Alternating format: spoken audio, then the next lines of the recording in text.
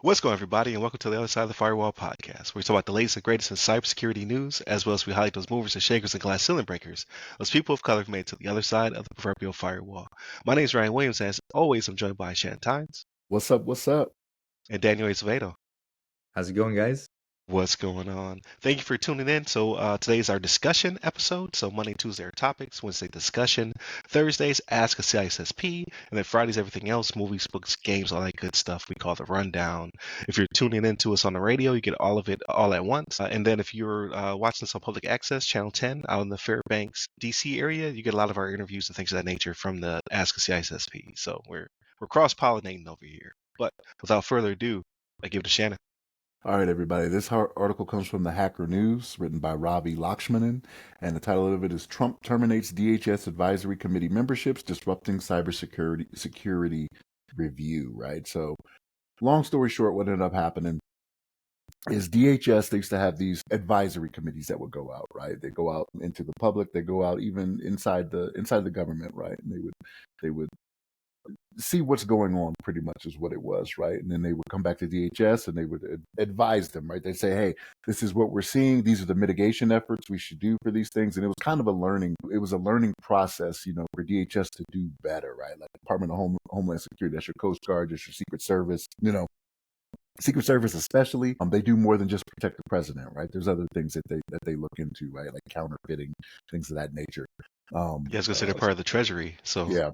Department of Treasury, yep. So there's other things they do other than protecting the president, right? Or any other government officials, right? But they're losing a good bit of knowledge of what's going on out there in the industry by doing this. I don't necessarily think this is a good thing, right? The current administration, they saw fit to do this for whatever reason. They think it's in some way going to align with bettering things and how the government is going to work, but I tend to disagree, right? So when you have, especially when it comes to these big major companies that are out there, right? Because it's on these boards where, they started not figuring out, but where they come back with information from like big leaks that were out there, right? You got your Lapsus, you got your Apache, your Log4j, the Microsoft one from last year, right? That is information that needs to come home to the DHS, right? For them to be in the government and be like, okay, we need to learn from this, right?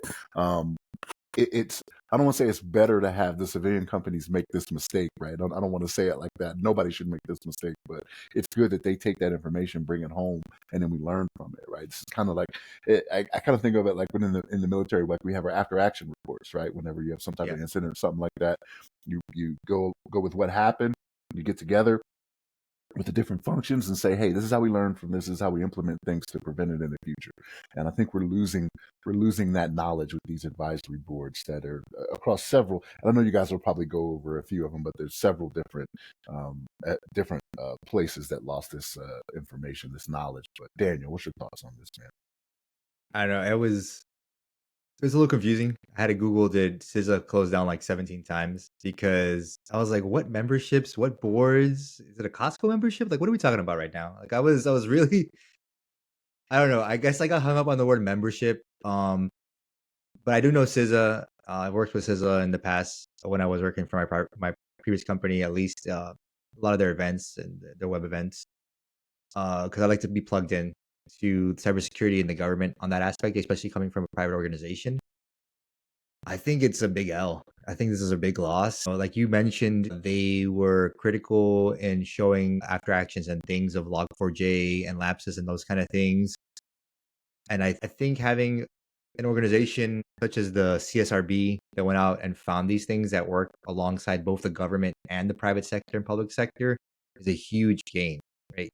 Because how business is done in both are very, very, very different, especially now that I'm working back with the government again. And it's just, you get the best of both worlds when you have, like a diverse environment. And I feel like this kind of cuts your legs off and makes you too siloed. So it kind of confuses me because if their focus is, and I quote, future committee activities will be focused solely on advancing our critical mission to protect the homeland and support DHS's strategic priorities. But how could DHS's priorities not be working with and finding what the big bugs are in the private sector from like operating systems as Windows, Microsoft, like Apple, Android, and things like that is what you would find in the private sector through boards like these. So I don't know. It's a little confusing to me. It's part of the government that I really don't like when new administration comes in. They kind of try to shuffle the cards around and see what fits best with kind of their priorities and directives. It's not the first time this happened. It probably won't be the last. However, tinfoil hat time. Though reading through the article again while you were talking, I You gotta keep that. realized You gotta that keep it near your desk so you can pop it on. yeah, I left it downstairs. I'm killing myself. I was gonna put it all around my head right now. I want to I say this realized before you go. I want to say this before you go into that, Daniel. I have a family. Okay, don't get us all canceled. Like, okay, but go ahead. Go I'm ahead. just saying I'll ride with it. that the CSRB was in the middle of investigating the cyber attacks for the targeting the telecom companies linked to Salt Typhoon, which was also looking into some key people in the government communications that may or may not be in office now or was going to be in office, but now it's closed down. So that investigation will probably be closed down too. But, you know, I left my tinfoil hat downstairs. So that's the most I'll say about that. But it's very interesting that they were investigating that. And now all of a sudden, all these memberships and these boards have to be canceled. You know, I didn't think about it from that perspective. But Yeah. I So, think that that's more of a benefit or a boon to some, as opposed to you know what I mean? Like it's a lot of work just to get them that benefit. Because the same thing goes for all the inspector generals who are also terminated. I don't know if you guys heard about that. That was effective like on Friday. So maybe, but I think it's more like businessmen are going to do what businessmen do. They don't like oversight. So what do you cut? Oversight immediately. yeah. What are you going to say, Shannon? No. I'm agreeing. Oh, I'm okay. I'm trying.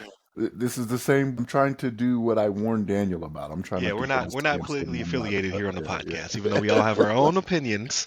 Yeah. We can share I'm them just with you putting in tinfoil. private, I'm just putting but not. tinfoil hat. It's the thing that jumps out at me in the article, and Yeah, they talk about they're very adamant in the article with talking about that topic. right, That right. one's a little bit grayer, but if you read the two last paragraphs, they get very political in what their views of how this played out. But I like so for me to play devil's advocate, I just think it's the second and third order effect. They're like, yeah, that also rules. Yeah, that yeah, we won't have yeah, to worry about that. But so I wanted to read this part. So I ran this through a friend of the show, ChatGPT, through a couple filters because there are so many boards and they all have different aspects of the way that they communicate within the government and to the private sector. But I think its last couple sentences said to me are the best for what we're trying to talk about. So it says policymakers, including those relying on reports from the CSRB, e.g., Congress, will no longer have access to the insights and pressure from this board to enforce cybersecurity reforms among major corporations. And then it ends, the absence of these advisory committees may limit the government's ability to make informed decisions on issues critical to national security and cybersecurity. So obviously that's most important to us and to the platform. But again, I think this falls in line with big business owners do not like government oversight. So this is a boon to them, regardless of if like because your tinfoil hat probably that fiction is very or that fiction is probably nonfiction in many scenarios where they're like, yes, that's a fist pumping because yeah. they're like, hey, this won't be disclosed. But I think the major component to it is that we don't want the government in our business, which, as we know, when you don't have oversight or regulation, businesses are going to do what businesses do. Small businesses usually don't overreach to the extent of your billion and trillion dollar businesses. They're baking some crazy AI in their basements right now. They're gonna Skynet us out of existence, and they're like, yes, no one is watching. So yeah, I'm a little bit concerned, but you have to hope, as business owners believe in their hearts, big business owners believe in their hearts that they can regulate themselves. They're big boys and girls, is what they believe. Weren't we The already thing doing this is, before all this was put into place, though? Like, weren't we allowing them to do that before all these boards came on and they yeah. Yeah, had all it's these a So pendulum influence? swing. Like, hey, y'all Yeah. messing yeah, up, so we need to regulate you. And they're yeah. like, hey, we're overregulated. Stop regulating us. But we can't backtrack in this aspect, right? So the die cap, like if we're going purely government, real like NIST heavy, DICAP existed before, and it was so horrible, and it was around for such a long time. That's why the NIST and RMF came along, right, to fix all that up, to modernize it, and to put it into a roadway to the future of where technology was going, with IoT, integrated systems, and all these things. Now you're bringing AI onto board. So for the safety of the US and for how fast AI is going to go, because Sam Altman talks about it like, it's going to be here tomorrow, these technological advances that we're not even expecting yet. And then to think that big businesses are going to try to like push their way to have governments and regulation and less oversight.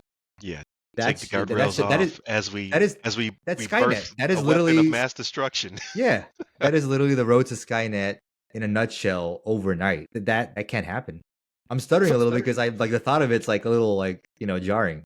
troubling, yeah. So Yeah, to what you said though, I don't necessarily think DICAP was horrible. I think from its inception, it was good for what it was. But as with all yeah. technology, there are advancements, right? And it needs to get adjusted, right? And that's what I think we are taking a step back on, right? Like these boards were out there to promote that of, hey, we got to stay ahead of the game. Like this is what's going on out there. How do we prevent it? And that's what I think we've taken a step back on by doing this, right? Because again, If they're nothing fills its advisory. shoes, Yeah. if nothing fills its shoes, but what it looks like that's going to happen is that, hey, we're closing all these things down. The responsibility will still fall under CISA or all these organizations that do facilitate that function, but we'll have less people maybe to do these things, so they're going to be spread thin, like do less with more. They're going to be But overwhelmed. how is CISA? But here's my question: who in CISA is going to go out to Microsoft, to Google, Yeah, to Samsung, whoever it may be, right? To be like, hey, this is what we're seeing out here, right?